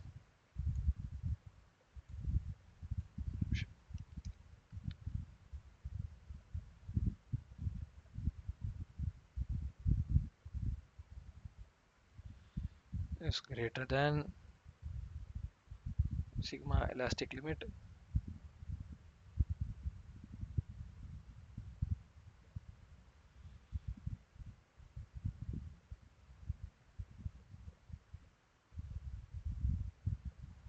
and this will be greater than sigma uh, proportionality limit,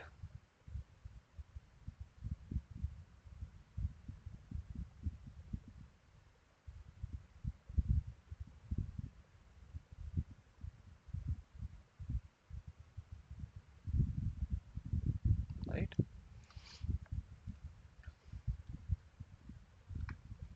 Uh, Area under the elastic portion of this testing curve is represents the resilience. It basically refers to the ability of a material to absorb energy in the when it is elastically deformed, and then to return it to the original state when the load is removed. Okay, so this resilience will play a very major role when we have such applications such as springs, beams. So, are any of our racket sports, the tension in the string should be within the elastic limit, and the resilience of the wires used to make that strings is very, very important, and that gives us the best shots, be it in tennis or in badminton or any other sport. So this was one example where we are discussing about high carbon spring steel and low carbon steel. So in this case, this could be used for springs because the resilience is high, but when we talk about the toughness, which is the overall area under the curve, that seems to be lower.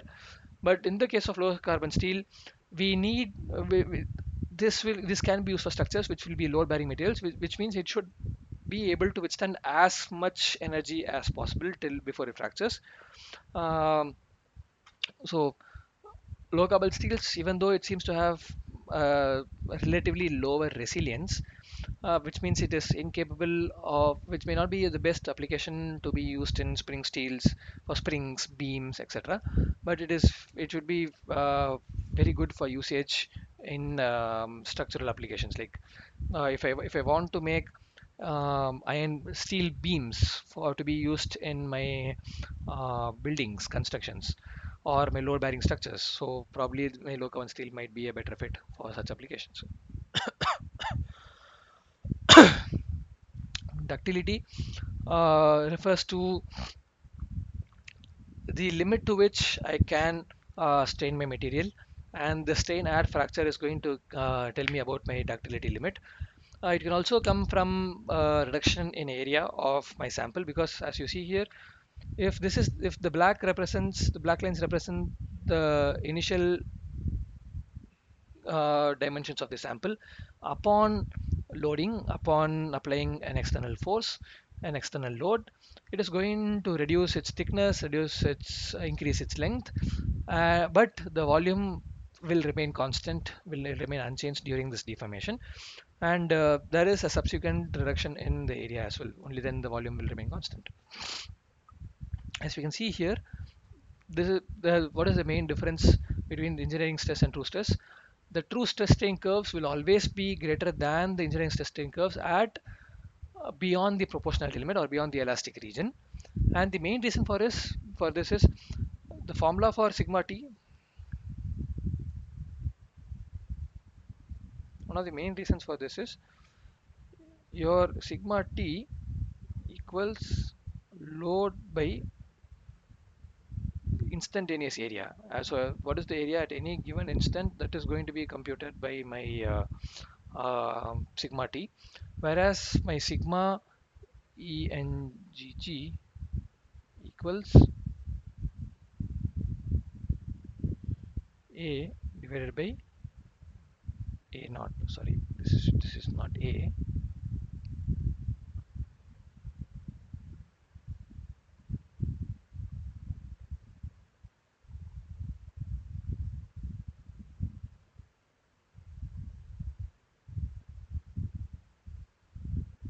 This will be P.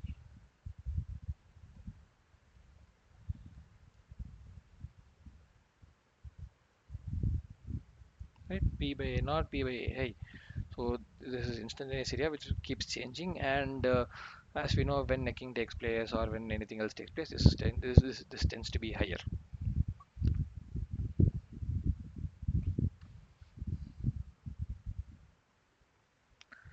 And we can see that uh, so one more point is that in any point in the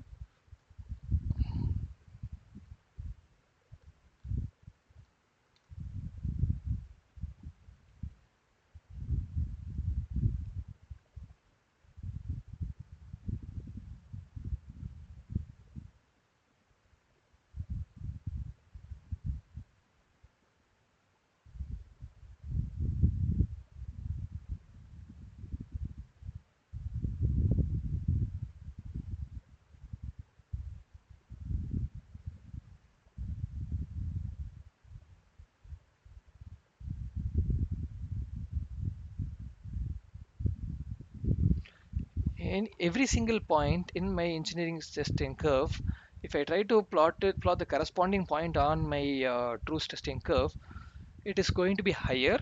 We all know that, and it is also going to be at a slightly lower strain value, which means if this is my point A, the corresponding point on this testing curve is going to be slightly towards the left, left meaning a slightly lower strain value. Sigma t is greater than sigma in plastic region,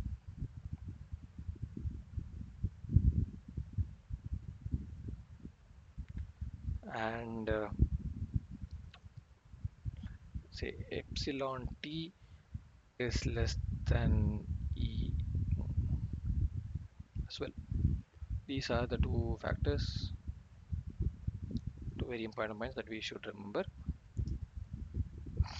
And this is an example where professor has solved the engineering and the true stress strain curves, which means this is applicable, and this will be remain true between the yield stress limit and the ultimate tensile stress length limit region.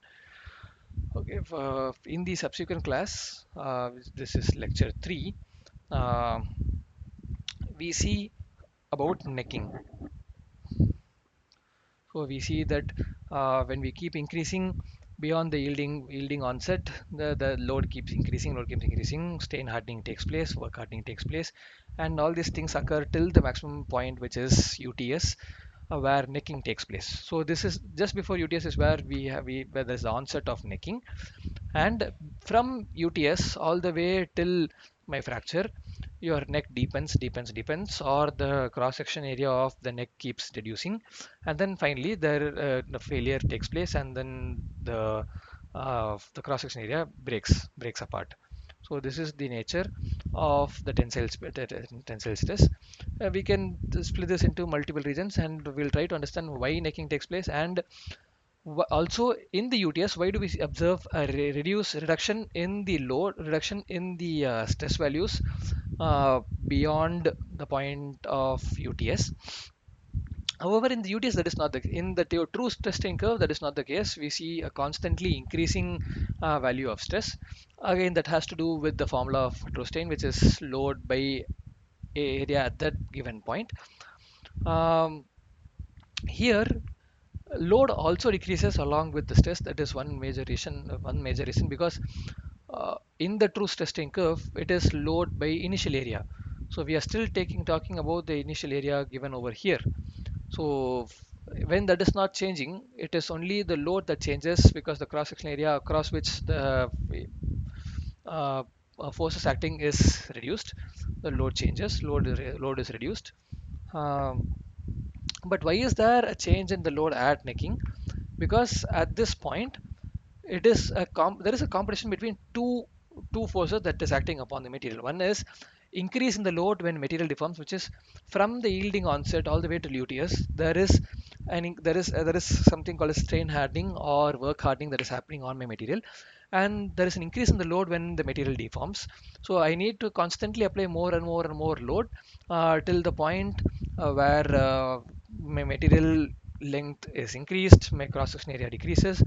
But after a certain point, we also see that there is a sudden reduction in the area at a specific point.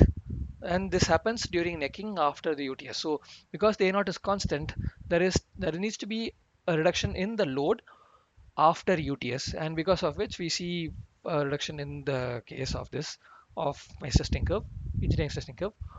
But that is not the case in the true testing curve. It constantly increases, and upon necking, deformation is uniform along the gauge length. Up to necking, the deformation is along. So let's say if I initially start with a 5 mm cross section and 10 mm length tensile specimen, and if I apply load, if I keep uh, pulling it apart, if I keep it in tension, constant tension, then let's say it reduces it, uh, yielding onsets at a cross section of say for 3.5 mm, and then at the point of UTS, ultimate tensile strength, slightly left to the actual point, what happens is that this 3.5 at yielding may come down all the way to 1.5 mm as well, or 2 mm as well. So but at that exact point, there is a region nearer to somewhere in the along the gauge, there is a small reduction in the localized reduction in area, which is called as necking. And at that point, beyond this point, all the relations that we know, which is relations between true stress, and engineering stress and engineering strain, everything will go out to a toss. And at that point of necking, it is still not at a uniaxial state of stress, but rather a triaxial state of stress acts at this point. And the uniaxial condition is no longer valid. So, so there is stress concentration occurring uh, at this point because it is a triaxial state of stress.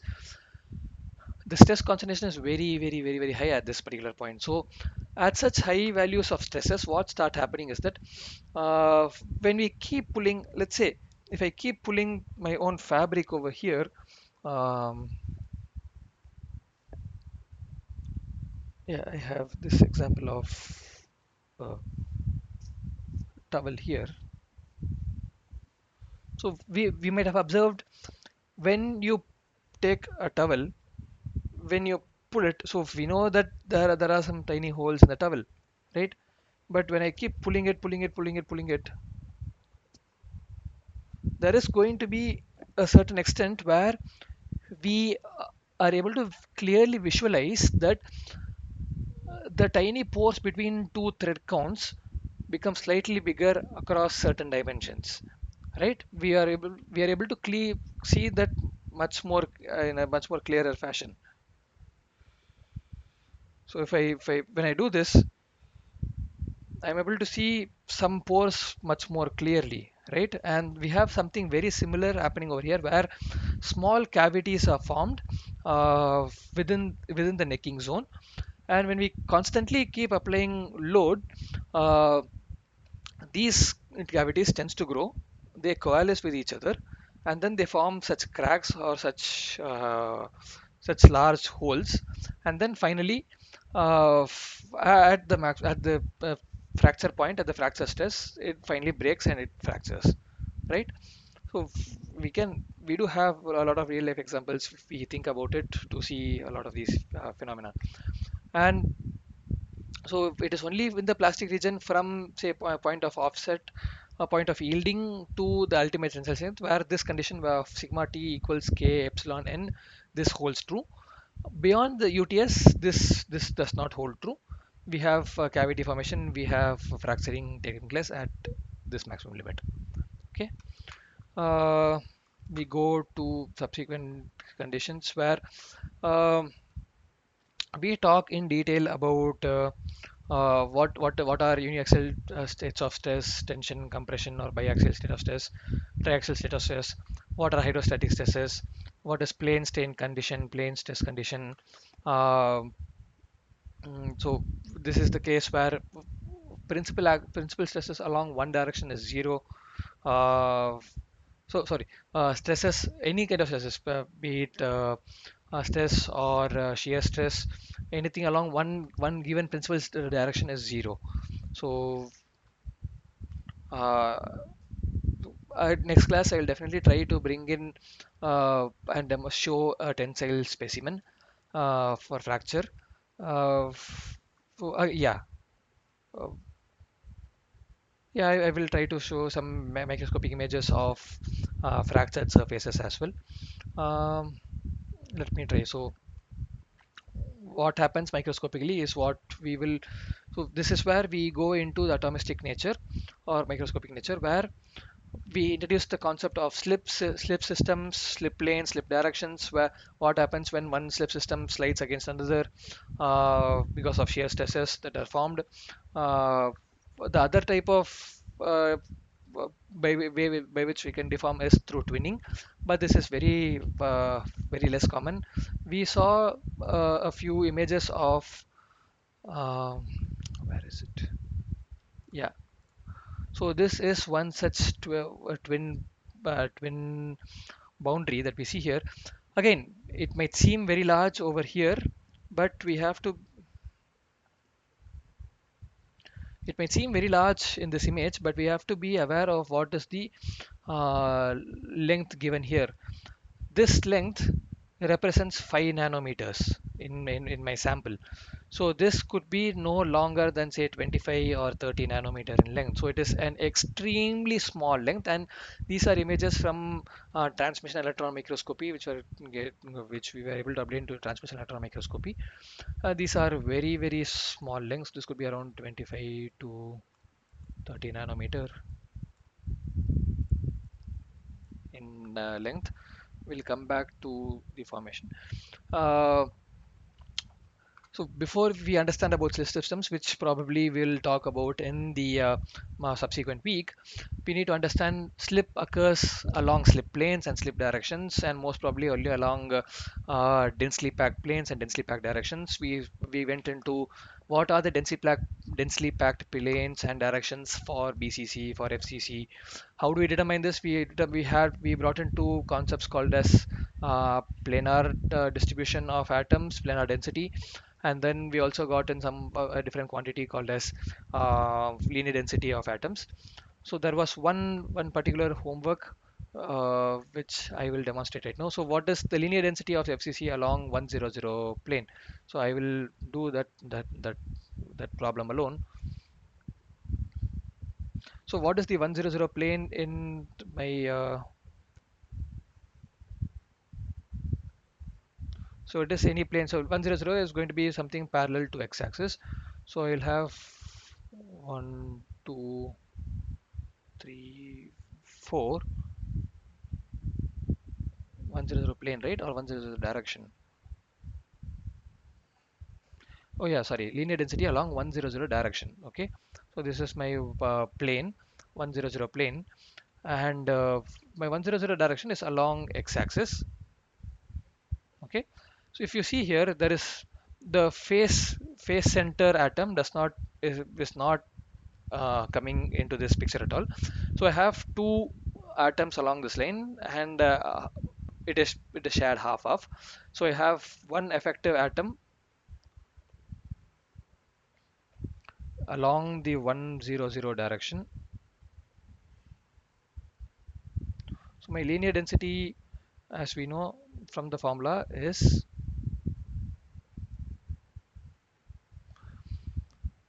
number of atoms divided by the length of vector,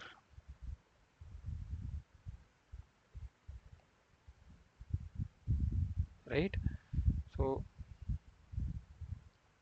I know that my number of atoms is 1, and in the case of FCC I also know that the relation 4r equals root 2a holds true. But here my length of my vector is nothing but my lattice parameter a, because it's from point A to point B between two atoms. So from here I know a equals 4r by root 2, right? So I'm substituting that over here, which is 4r by root 2. The final answer comes out to be root 2 by 4r, or equals 1 by 2 root 2r. Okay. In the next class, probably we'll try to see all these slip systems for FCC and BCC. Along with that is the next concept that so draw all these planes and find out all the directions, make a list of these slip systems. Probably in the next class where we discuss about the slip planes, what is slip, etc. We will probably discuss about these things. So um, that would be the end of this class. Thank you so much everyone for joining. I'll stop my presentation now. Uh, and yeah, hopefully we'll meet in the next class. Yeah, the main information is that next class I am traveling for a conference, so the next class is being rescheduled a little bit earlier. Instead of it being from 7 to 9 p.m., the next week's tutorial session, which is on the 21st of March, will be from 5 p.m. to 7 p.m. Okay, please note this. You will get a mail mentioning the same, but yeah, I wanted to inform. Okay, so thank you.